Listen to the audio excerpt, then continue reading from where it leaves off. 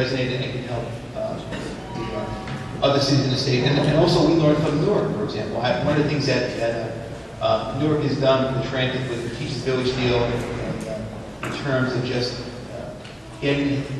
bringing back this kind of historic retail and entertainment district downtown, I think is very key. We lost that in Jersey City. We lost it, and when we lost Trenton Square, and we lost a number of places, we lost it to New York. We're trying to build it back. So, but I think the development community has kind of gotten the message, and they knock on our door consistently to say, are there opportunities here? I just think, once again, I go back, we've got to realign the resources. There are limited resources that we have, and we have to realign those resources. Just one point as it relates to resources. Bayfront, largest chromium cleanup, I think, in the country. Would you say that? In the country. The state-of-the-art plan that was done by Tony Nelson doesn't have light rail to it. It anticipates light rail. That's $214 million to get light rail over to Bayfront. The Route 440 improvements, $340 million. So it's a $500 million to energize the west side of our city, and using smart growth principles and in a smart way. Where we find the money, that's a good question. But it does cost, and we have to find something to do. Tom, Go ahead, Peter. I just wanted to really amplify something that Bob said. Is that the plan gives some basic direction, but it's how we're going to start to target our funds that's going to matter a lot as to whether we're successful. And Bob is a great example in Jersey City. There's a whole concept between weak markets and strong markets. Strong markets in the right places are generally just need a little bit of guidance to move forward. But we have a lot of weak markets. There's weak markets within Jersey City, within a lot of our other urban areas and even our non-urban areas. In those places where we want to incentivize growth, it's going to be more than just saying we want growth to happen there. It's going to be lining up those incentives with the market to try and spur that growth and create the opportunities for growth in those places. And that's a big challenge in New Jersey. We have a lot of those places right now. Yeah, I think if you look at what happened in New Orleans after Katrina, how did they, I mean, you guys were in New Orleans and you saw it, it's pretty much devastating. At the end of the day, how did they rebuild New Orleans? It really is a modern success story. Yeah, they made it the go zone. They made it basically, there were special incentives to be in New Orleans that you didn't get if you were outside of New Orleans, right? They even suspended prevailing wage, but they did that, and that helped spur growth.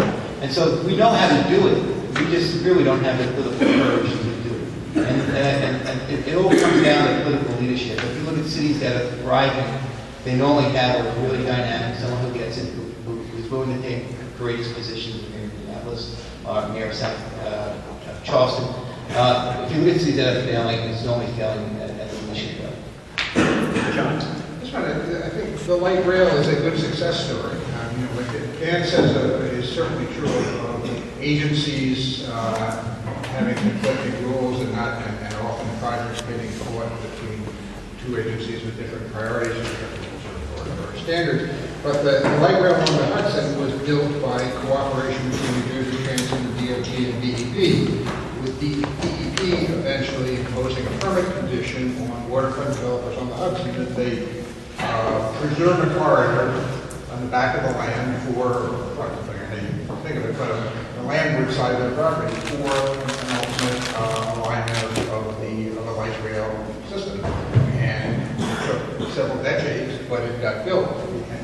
And that took exactly the process of political and administrative persistence and courage, so that when developers went to various governors and said, we think this is extortion as part of the permit condition, the governor supported the actions, in that case the Department of Environmental Protection, and eventually something came to be that was in the public interest.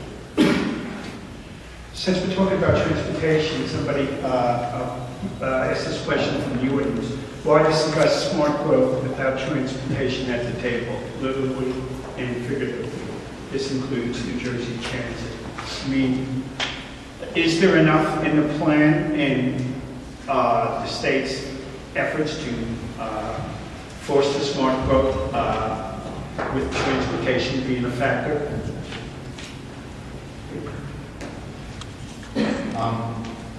Transportation is certainly a key driver. It's the reason why New Jersey Transit was decided to be a member of the steering committee, which they were not a part of the steering committee formed under Governor Grady. So I think that's absolutely right, because we're not the first group to come to this conclusion that a steering committee type structure is necessary to organize state government. So I think it's right on that. New Jersey Transit's transit-friendly programs are, I think, very effective. And at times we need to think to ourselves, when that program is wrong with state agencies, how can we help them either lower that wall or give them a rope over the top? So how do we not align the state plan with, use our values in the state plan when those situations come up, to try to help those working initiatives that are in the ground and working, really see those things happen.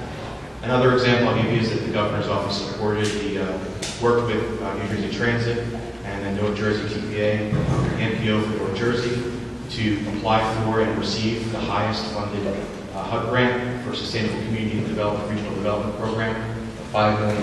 It's going to drive down to the local level of that $5 million over $3.5 million for local capacity building and local pilot projects to those municipalities within the NPO region.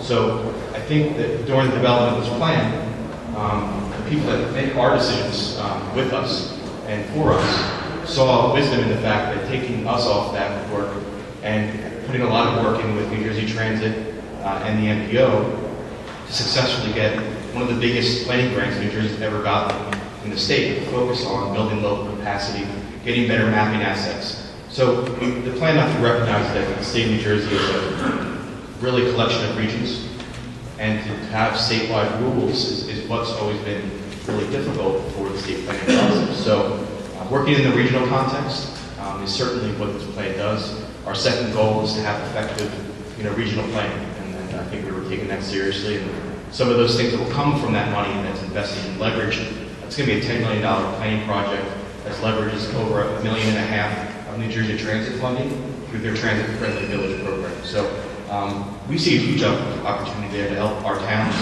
and regional entities take advantage of this next market. Yeah, I think figuratively they're at the table. But what we'd certainly like to see New Jersey Transit be is much more aggressive in being a smart growth player in New Jersey. I mean, being able to improve services in places where you have the most growth potential. New Jersey Transit owns a tremendous amount of real estate around its own train stations, and having them play a much more active role in redeveloping those sites as transit-oriented development with mixes of uses. It's a role that some transit agencies around the country have taken on. It's one that New Jersey Transit is well positioned to be able to do and be a much more active player in promoting this kind of development. So we'd love to see that as an output of the plan. I think it does come down. We've had a great experience with New Jersey Transit in Jersey City, and and I can't speak highly enough about the folks that we do business with, but it comes down to money. I mean, look, right now we know what we can do. We know it's 214 million Bayfront. We know it's on 18th Street. It's almost another 20 million, and we don't count grossings at 20. I mean, it adds up to be real money, and that's just in 16 square miles, which is part of the state.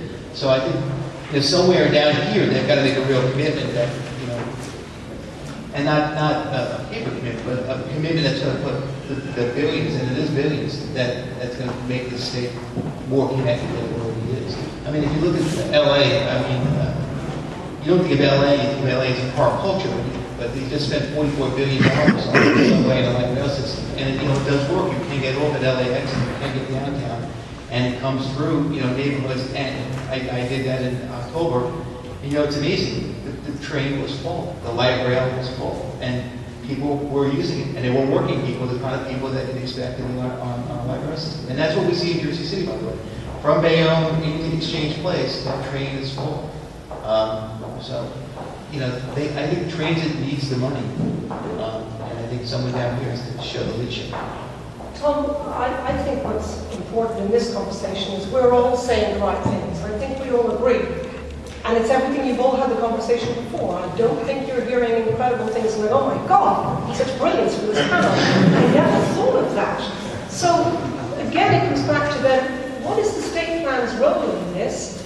And are we there yet? Will the state plan that's adopted, will it map the areas that Peter was talking about the New Jersey Transit owns? So will it show us where those opportunities are? And I'm saying that, again, that I don't believe we're there yet. I don't believe that when you all crack open that plan, you're going to say, yes, that's where transit's going to be focused. That's where we're going to be doing this. And when you look at preservation priorities, are you going to know where the absolute most valuable resource lands are in the state where there hasn't been significant fragmentation already, to know where the state is going to focus? Because that's, the state plan is meant to tell you that. We can talk about it, the state plan should show it to you. So if we can talk about it, we should map it in this day and age, and you should have a clear idea of which cities where, which resources where. And so when you're talking about Newark and you're talking about Jersey City, remember that the straw for the water goes right up into the Highlands. So it's all connected. So you can't talk about the growth and the capacity in cities, great cities like Newark and Jersey City, where there's incredible transportation hubs, and not talk about the fact that you've got to protect the resources for where they get their water, and by the way, the crumbling infrastructure that brings the water into the cities. Recapture that infrastructure, protect that infrastructure, and you'll already have a gain in water. Yeah, you're so right. I mean, I'm amazed when I think about the foresight of the mayors at the turn of the century, right? And I think about, you know, our Boone Reservoir, our Rockaway Reservoir, this gravity fed system that comes into Jersey City. I think about Newark's system and their aqueduct system. You think about these were folks that, you know, the only tool they had was really a municipal law to fund it. And they did it. And somehow they were building cities that were bigger than they are. I mean, Jersey City was 360, or it was over 500,000. They were thinking big. We don't think big anymore. We think small. I mean, I can tell you this, you know, in city government today, if you walked in most cities today, they would all be talking about how next year is going to be horrendous on their budget, and how they're going to be going this year's down. How 70% of our budget is cops and fire, right? So that 30% that's not uniform services, you got to figure out, you know, how to do everything else. Because cops and firemen are strong political unions, and at the end of the day, they don't get furloughed the way everyone else gets furloughed. They don't get furloughed the way everyone else gets furloughed. We don't have any cops. We don't have any crime. We're talking about water, that brings up a question raised from the audience. The wastewater planning and state deployment process have historically moved in parallel. What prospects, if any, do you see for the integration of the two? And should one of them wither and die? Why don't you jump in, Eileen? How should I talk about this?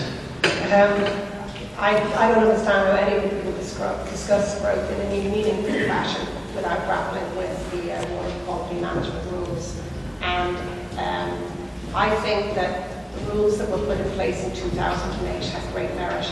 It got to all the issues. It talked about the sewer side of it, and it talked about protection in areas served by septics. And there were counties ready. Middlesex County had done the work. Other counties were close. The Highlands Council was ready to start, for those municipalities looking for me, putting out those, and has done a couple of them already. In fact, I believe a couple of them have been in the register. So it was doable. But I think that, you know, it took courage, and it took courage to do them. It gets back to what Bob said.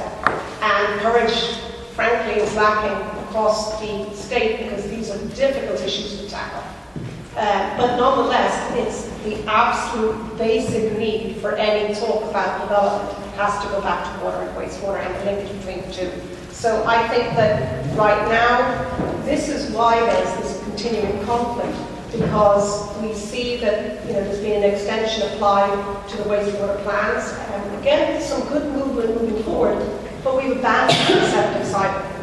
And those areas that were protected for water resources, of the different reservoirs in the northern areas, will need to be more than just reservoirs. They'll be cleaning the water soon if we don't stop that sprawled out growth, the roads and everything that just costs more. And bang for our buck isn't worth it. We should be putting that money into Jersey City instead of allowing that continued sprawl and the cost of it, the added impervious surface, the degradation of water resources, and the cost of that will finally break to the entire state of New Jersey. I think that the state plan has to grapple with these issues and has to be in tune with them. And when I keep saying and reiterating that information-based decisions are the most critical, until we have that plan done, we're not ready to move ahead. And I still say that we should open the plan. We'll know where the sewer is. We'll know what the capacity of the sewer is. Because that's another, just one example. When we started looking at sewer capacity within the Highlands region, you go to a municipality and say, you know, what's the capacity? And they'd say it's X. And you'd say, great. You go to the utility authority and they'd say, that's correct. And it's for 5 towns, first come, first served basis. So 5 towns are all planning for that capacity. Each think they have it. They don't. They've got 1/5 of it, perhaps.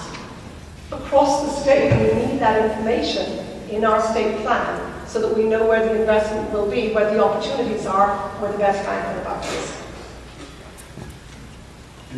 Anybody else want to weigh in on that? I'll just say that that relationship between sewer service areas and state plan mapping, whether it's the mapping criteria, was an issue brought to our attention certainly during the public comment during the process.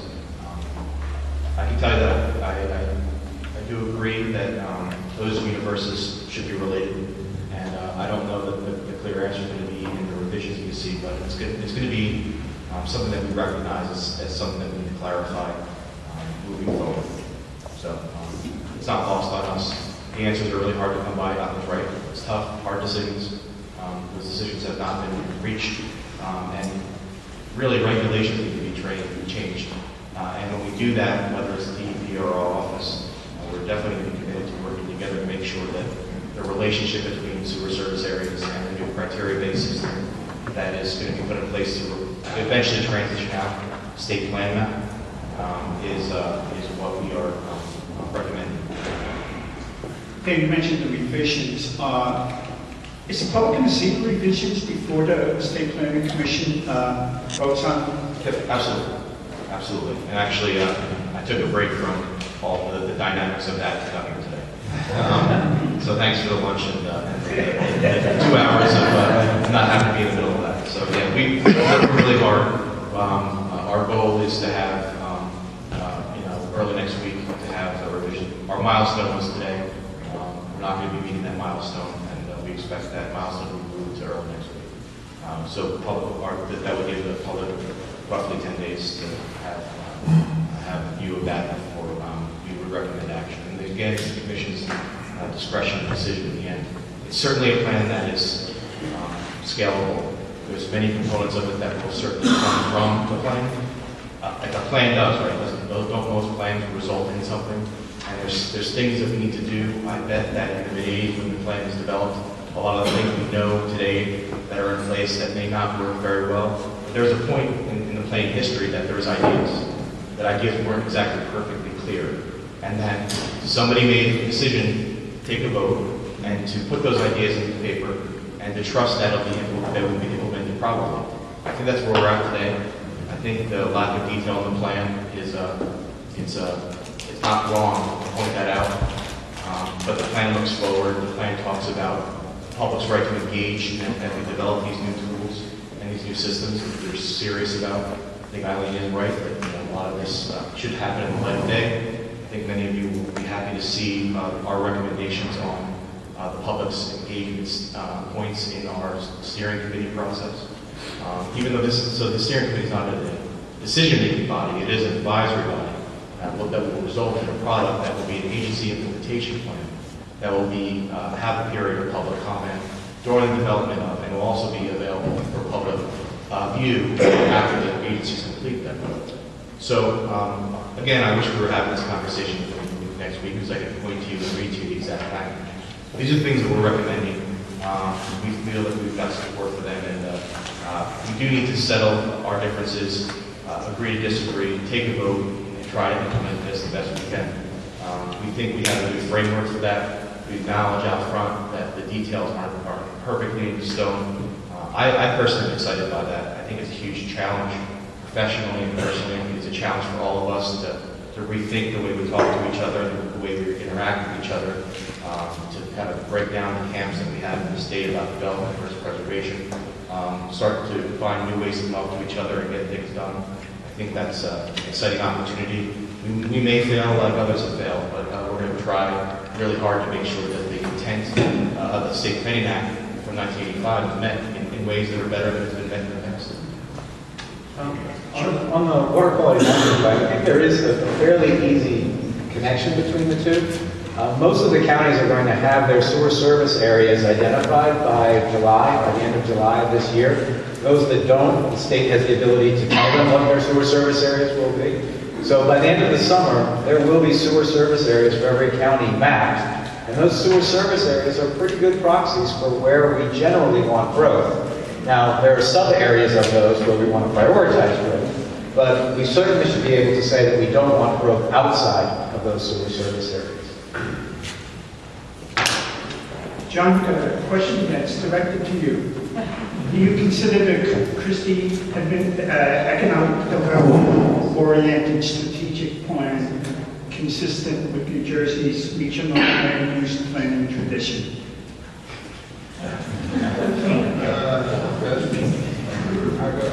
I was taken by Dan's last comment Dan made about we need to rethink the ways we talk to each other. I think I teach about politics now at the Eagleton Institute of Politics, and I start lots of sentences by saying New Jersey governors, and then I pause and say, at least until now.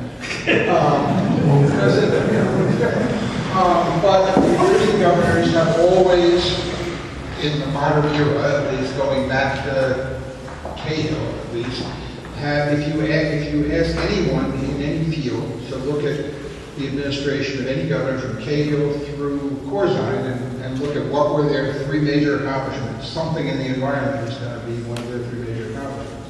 And it's not that they came into office, well, most of them, as environmental history. It's that that's a critical issue in the state, and they came to see that, and it also has political benefit for it. It has political benefit for it. So that's partly ducking the question. I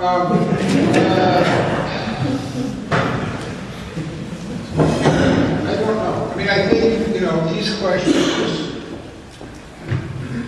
as a lot of us have said here, that New Jersey's been grappling with the same questions and using similar rhetoric for decades now, and there are things that can be pointed to as successes, and there are certainly lots of things that can be pointed to as failures. I was thinking, coming down here, that, so the Pinelands Plan and the Highlands Plan, I imagine, are pretty well respected by most people in this room. Both of them were opposed by New Jersey's Environmental Commission when they were adopted. And in both cases, though 30 years apart, the Sierra Club and others urged, in the case of the Pinelands, the president, in the case of Highlands, the governor, to veto the actions of the commissions that adopted those plans.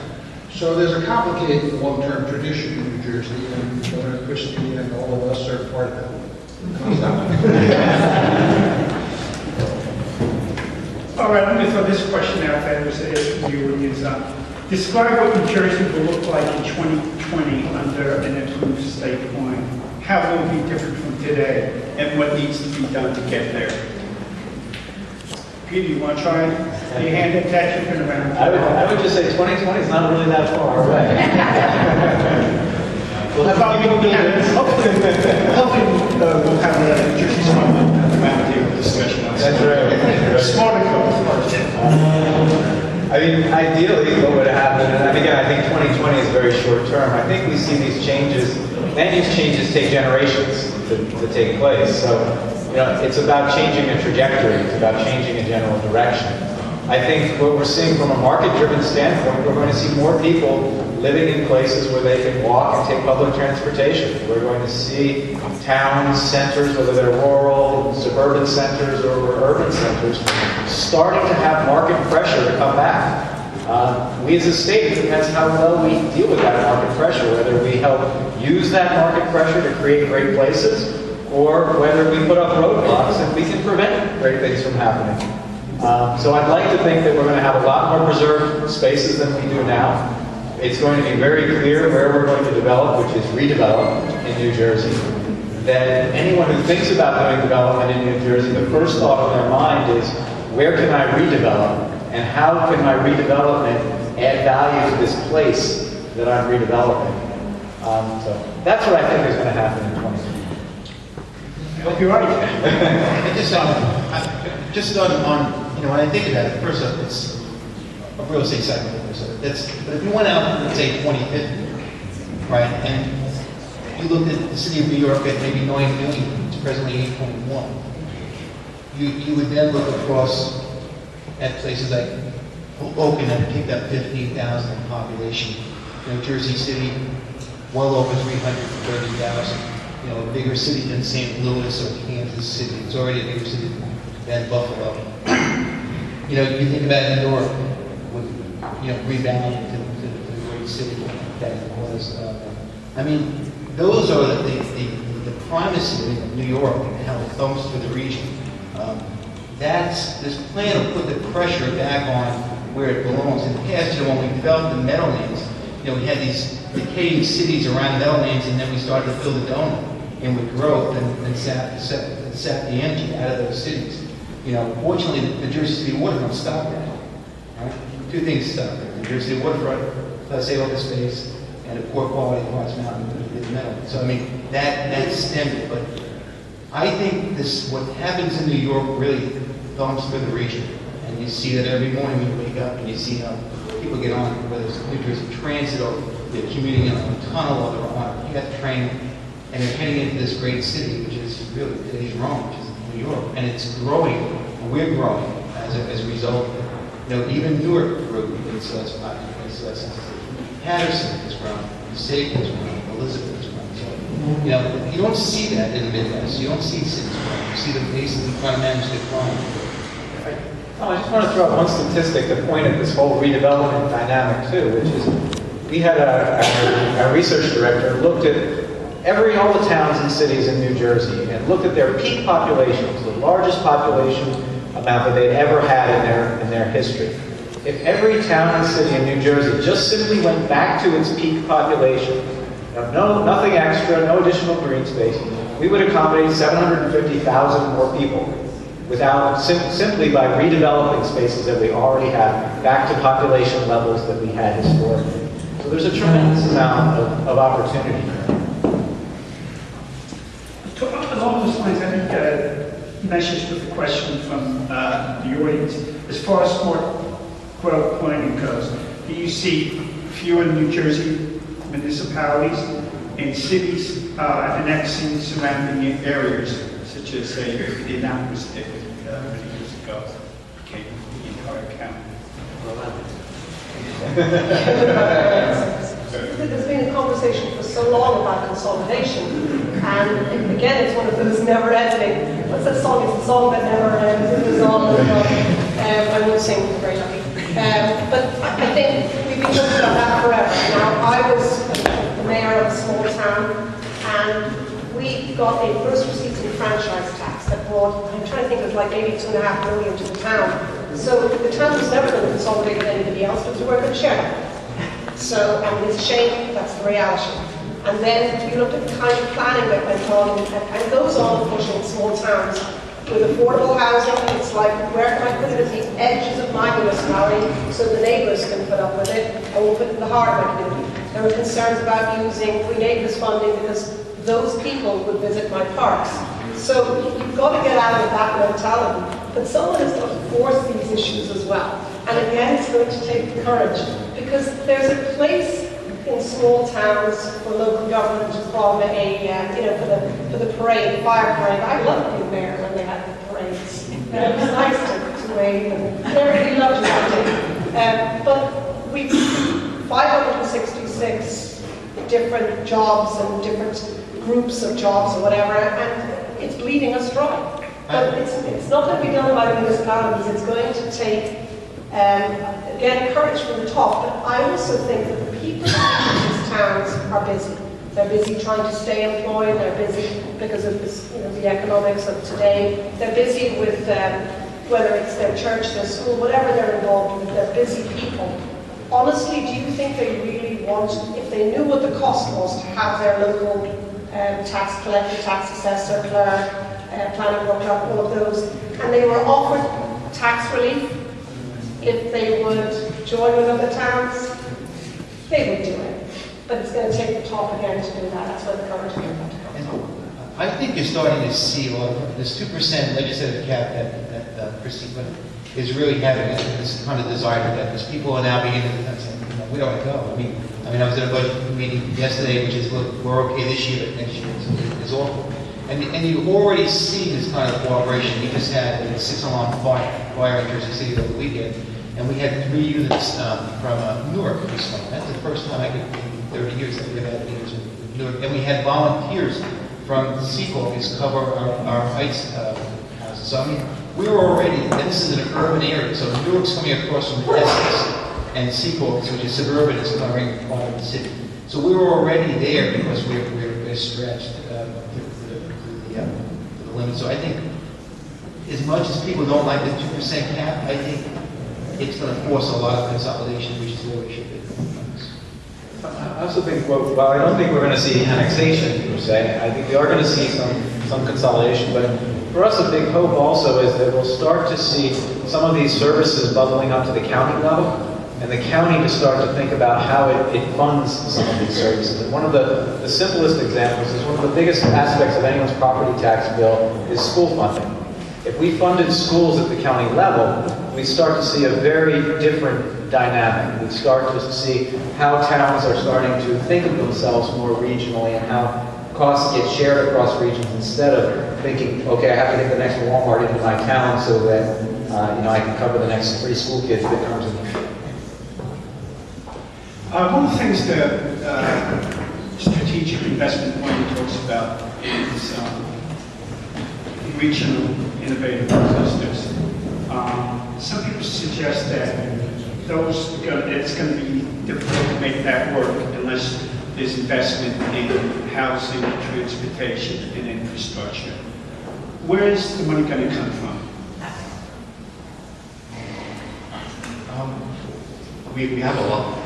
Massachusetts went through this exercise. We got this idea from Massachusetts of pulling together resources and trying to use our funds more strategically. And when they went through that exercise, every single department told them, the planners at the time, there's no money. There's nothing. You've already squeezed the rock. But at the end of that exercise, they came up with $500 million for strategic investment. It's not as much about grabbing the money from them and putting it into our budget. It's more about a virtual pooling of resources, using those funds. So we're not talking about using Green Acres funds for streetscape, for building sidewalk. We're talking about appropriate use of funds because we know these clusters. We're going to meet this next market, and we know this because we work right across the hall from the folks that are doing the business attraction and retention strategies. And at times, we don't have to do a hard sell to have a company go to a smart growth area these days.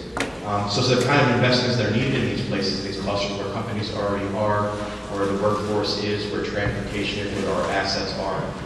Sometimes it's going to take a blend of investments that are already available through our budgets and through our discretionary spending. So it's not about new money, it's about using our existing money in smarter ways. In some areas, we can see relationships with the federal government through the Sustainability Partnership, where their goal is to try to align their HUD, EPA, and transit resources to the places that are designated as investment areas through that HUD grant, and to see if we can't then deliver down resources from the federal government to these places to help our municipalities and our regions see that investment in those places. So that's how we see it happening. We see it kind of a blended interagency effort to see those existing resources be spent smartly. One audience member talks about the Sauerland Mountain region being the largest contiguous forest in central Jersey. The Sauerland Planning Council has secured the commitment of 5 townships to designate it as a special resource area. Now there is no SRA and no map. Why is there no map? And do you think a statewide planning map is needed? Eileen, I think you sort of mentioned this. Can I just correct though, technically, when the plan is adopted, the map, the 2001 map for remain the endorsement, another technical correction will remain in place. So I just wanted to... Until the point is adopted by now. No, the plan after adoption, the plan as proposed and as revised, said and will continue to say that the plan stays in place. So we have the state plan policy map framework in place to use to make decisions that are in place through state government. That map can change through plan endorsement and through technical corrections, and it will remain in place until this new criteria system is vetted properly and rules are in place to operationalize that system. So I wanted to correct that for the crowd. It's been a popular misconception that has been popularly pushed forward, but the draft plan and the revised plan, and the plan that we think will be adopted will say the exact same thing. The same thing has been saying since the fall. Well, my understanding from reading it was that the map will stay in place primarily because of the Permanent Extension Act, and I'm possibly wrong, but if the map doesn't align with the plan, because the map talks about the centres, the 5 centres, yet the plan is talking about these growth investment areas, the prime ones, the limited ones. So there's, again, I think it's great because it's called the growing conflict over smart road. Well, it's a transition. It's a transition. Right, so the map is, that's what the map is, it's just sort of transition over. But if it is the policy map, then that's what we'll be looking at. And yet I don't think it is from what I'm reading the plan. So I would be confused about that. But I still come back to the fact that I'm not sure that isn't the map that I thought would go with this state strategic plan. The map that I thought would go with the state strategic plan would be, because of GIS today, it's never one map anymore. It would be a series of maps. There'd be information maps, because I know down the concern we always had that people thought the map was a regulatory map. Yeah, and I get that. And then there are still people that think that the big map, or some of you might remember that, was part of the state plan. It wasn't, just that was something else. But I think that the state strategic plan has a series of informational maps, and then a map that shows us where our focus is. Where are those prime growth investment areas, those limited growth investment areas? And then to talk about it being changed through plan endorsement. My understanding was that we weren't going to be doing a plan endorsement. We're not. So how can you change the map through plan endorsement? Plan endorsement is a concept that's going away.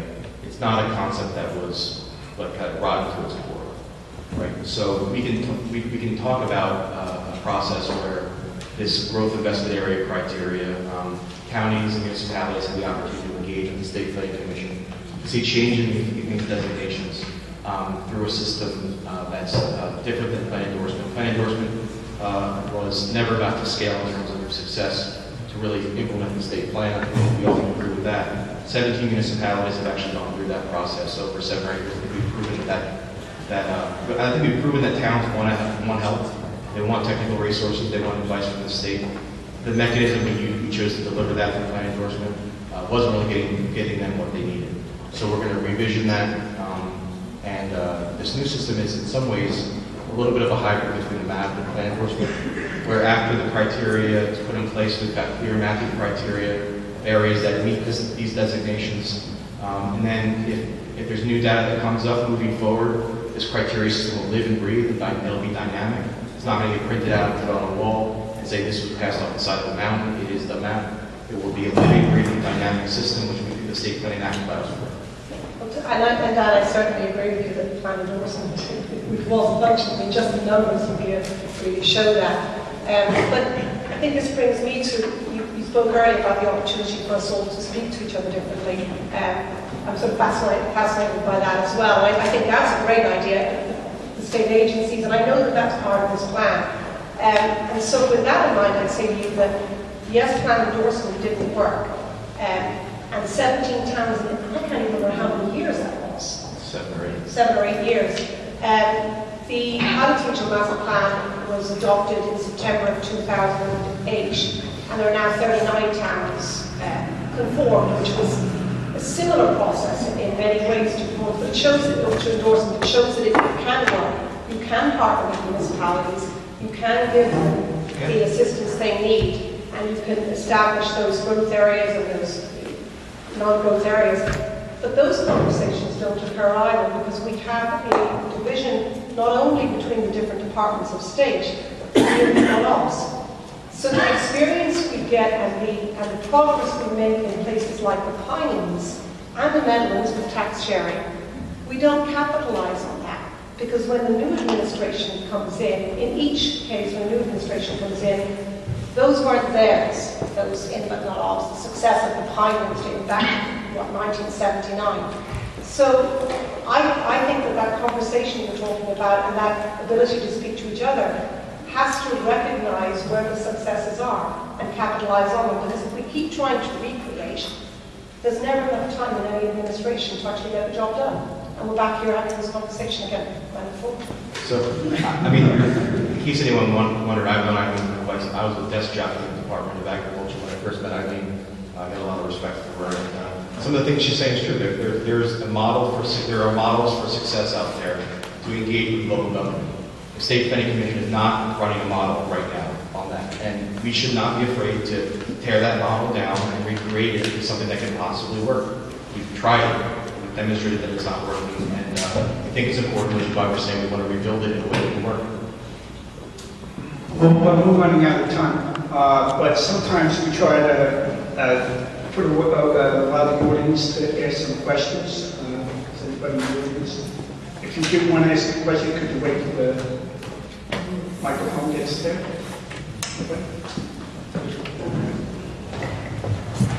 While you're working with the microphone, I remember reading a book about New York City government, and somebody said in the mayor's office that short-term planning was planning for this afternoon's New York Post, but long-term planning was planning for tomorrow's New York Times.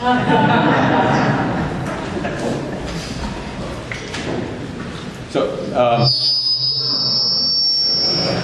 I'm going to just talk loudly. The question is about complete streets and what role the state can play in promoting complete streets, since complete streets is really the capillaries of smart growth. It's the best way, I think, for smart growth to make its way down in changing municipalities so that we can have the types of places that modern young workers want to have, where they can work, live, and play in the same areas. I can talk about that. For those of you who don't know, complete streets is a concept that's national at this point, which is that right now, for the last 50 years, we've been designing our streets for automobiles exclusively. And the idea of a complete street is that we design the streets for all the users in mind, whether they be pedestrians, bikers, people who take public transportation, people with limited mobility, but that the streets become places for lots of interactions. 2 years ago, the Department of Transportation passed a complete streets policy, which said we're going to start investing in complete streets. We're going to start asking towns that when they design their streets and redesign their streets, they think about all the users. They think about the sidewalks. They think about how people cross those streets, how they interact with those streets. So I agree with you completely. Complete streets needs to be an integral part of how do we create walkable places. We are seeing that the Department of Transportation is taking this very seriously. They've been conducting trainings over the last couple of months with towns in regions. We're starting to see some individual towns and cities adopting complete street policies. What we'd like to see more is that the DOT starts to funnel more funds into those specific kinds of retrofits and projects. But it's an excellent example of sort of a win-win as we redevelop. Anybody else? Question? I'll ask another question then. In your honest opinion, what is the single most obstructive interest that prevents us from getting where we want to go? Maybe I'll listen to John. This is the first question that asks us to be honest. Underline. I think two things. Building, maintaining the infrastructure of government to continue government or reinstate government as an honorable place for smart young people to think about spending their career and to value government workers and public people who go into government service, and to provide enough resources, or to scale back the laws, but to get a better congruence between the work that's expected of people in government and the number of people that are already doing it. That's the easy part. The harder part is reinstating trust in government, so that the general public has some reason to trust government agencies when they issue proposals or plans on subjects that most of the general public don't have any reason to follow on a day-to-day basis. When you get it right, it just doesn't stay right for 1 year, 2 years, or 3 years. It's interesting. You'll run across people like my mother, who's 89, who still talks about FDR and still cries when she talks about it. Because she got it right. He was there when they needed him, and before administration came basically let them, right? We don't see that very well. I mean, the last time we had, locally, we don't see that. On a statewide level, we don't see it. So, I mean, it's tough. I always go back to political leadership. It's interesting. I go back to FDR times. That's the kind of family I grew up with, Democrats. But I go back to Mary T. Norton, who was the first woman elected to Congress from the East Coast state. She came from Jersey City. And people like to malign Mayor Hague, but Mayor Hague was afraid when women were the right to vote in 25 that they would become Republicans, so he reached out for her. As a social worker and made her a congresswoman for 25 years, she served the city of Jersey City in that district. And no one ever said that Mary Norton was a hack or someone, but they knew that she had the community and the nation's best interest at heart, and during those first 100 days of the administration, she was a pivotal point, and she actually, when I think about it, and we just honored her by building a workforce housing project for her. But the interesting thing about Mary Norton is that, when we put a McDonald's 2 years ago on MLK Drive and brought 38 jobs, and it was minimum wage jobs, they were Mary Norton jobs. The Fair Wage Act at 38 was per bid. So that's what I mean. When you get it right, it's more than just for a year or two. For Mary T. Norton, it's a long time. People remember, and that's when they trust government. Yeah, I'd like to say that we're very comfortable sort of maligning political leadership as if they're this being out here that is detached from us, which it is us. I mean, we are not asking our leaders to think about the future en masse and demanding it. We're not demanding that our leaders say, where are we going in 30 years and 40 years? Do we have the infrastructure in place to get there? I mean, us in the room might be saying it, but we're not holding our elected leaders accountable to that sort of standard. I mean, Bob has some great examples. You go back 100 years, you can look at where people supported the idea with their own money, with their taxes, to say, we're going to think about those reservoirs that we have to build. We're going to build those bridges that we need. We're going to build that infrastructure that we need to have quality of life, to have a future for our kids.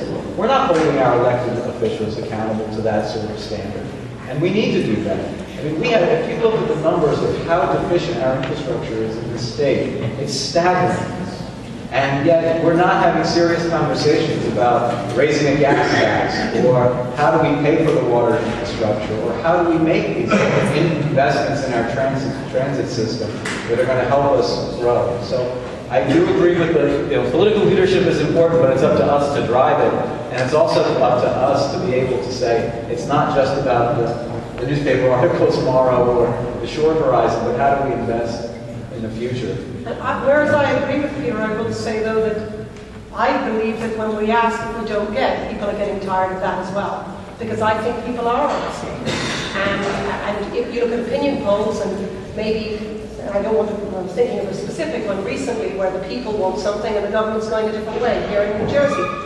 So people get frustrated as well by saying this is what we want. I mean, how long has everybody been crying about property taxes? And about, you brought up earlier about the schools and the cost of schools and how it's reflected on property taxes. But I think that the government sometimes has become removed from the people because it's become polarized into two parties, and they're very busy organizing the next race and forgetting about what it is we want. And we don't have any options anymore. So I'm personally frustrated by that. On the point of government, John raised an interesting point when he spoke at the outset about the Supreme Court's being not accepting of various tiny homes. Does anybody else fear that the recent direction of court rulings could impede this whole process? Peter? Which court rulings are you referring It's to? about the takings and property rights in that direction. No, I mean, I think there's a pendulum that's swinging when it comes to those types of things, and I think we're probably settling into about the right spot when it comes to eminent domain and property rights. I think some concerns maybe at the state level are going to be more around affordable housing. We're going to see where we end up going. We've had a legacy of a commitment to providing affordable housing over the last couple of decades, and where that comes out is going to lie very much in the court's hands, and it may be a new state court, with some new people on it. Okay, well, it's getting about time we finish. We got through this without a single Agenda 21 question, so that it's partly successful. I want to thank Pat and us, who did a great job talking about smart growth. It's very interesting and informative.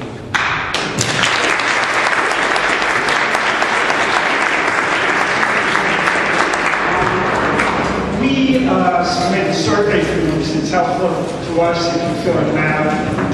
Helps us to make changes that